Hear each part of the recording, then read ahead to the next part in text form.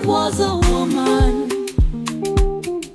We may never know for sure, but we know goddesses existed, strong, fierce, and pure. I am Amanirenas, the warrior queen of Kush. Queen Amanirenas, the one-eyed warrior who defied Rome. She wasn't just a queen. She was a nightmare for the world's most powerful empire. A woman who fought when others surrendered. A ruler who made Rome bleed. Some say she was a fearless defender of her people. Others call her a ghost of vengeance. But was she even greater? This is the legend of Queen Amanirenas, the one-eyed warrior of Kush. The rise of Amanirenas. In the ancient kingdom of Kush, south of Egypt, a queen rose to power, not through inheritance, but through war. Amanirenas was not a ruler of peace. She was born in a land that had long stood against mighty empires. But when Rome turned its eyes toward her kingdom, she knew only one thing: she would never bow. When the Romans invaded, burning villages and enslaving her people, Amanirenas did what no one else dared. She marched into Roman-occupied lands and struck first. She led her warriors into battle, destroying Roman settlements and even capturing their prized city of Syene. And in an act of pure defiance, she tore down statues of Emperor Augustus and took his head as a trophy. The warrior queen's legacy.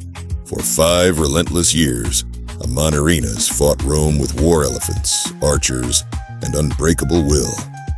She battled through pain, losing an eye in combat, yet continued leading her army from the front. A queen who did not flinch, even in the face of the greatest military force in the world. Rome underestimated her, but they learned. They learned that Kushite warriors were not to be broken, and Amanirenas was not to be conquered. And then, something unbelievable happened. Rome, the empire that crushed nations, that swallowed kingdoms, chose to retreat. Instead of pressing forward, they agreed to a peace treaty, leaving Kush undefeated. A queen had forced Rome to stand down. No tribute, no surrender, just victory. Was Amanirenas the greatest queen to ever defy an empire, or just a lucky rebel? Could any modern leader stand up to a superpower like she did? If she had lost, would we even know her name today? Or would Rome have erased her from history? If you lived in the kingdom of Kush, how would you fight against Rome? Kushite archer, striking fear into the Romans from a distance. War elephant rider, charging into battle on a beast of destruction. Elite spear warrior, fighting on the front lines beside Amanirenas. Her diplomat, negotiating peace instead of war. Her strategist, helping her outsmart Rome with cunning tactics. The untold truth, the fall of Amanirenas. But even legends fade. No one knows how Queen Amanirenas' story truly ended. Did she rule in peace after defeating Rome?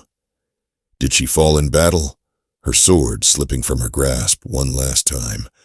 Or was she erased from history by those who could not accept that a one-eyed queen had brought an empire to its knees?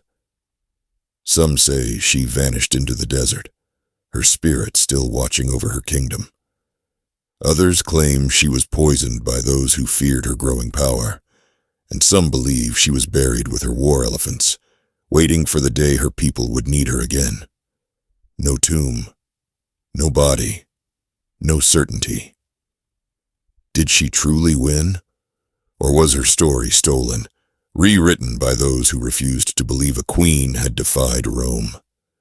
The answers may never be found, but one thing is certain.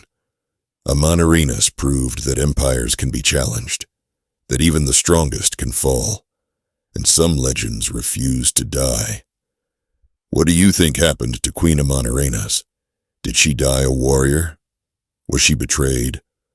Or does her spirit still ride through the desert, waiting to rise again?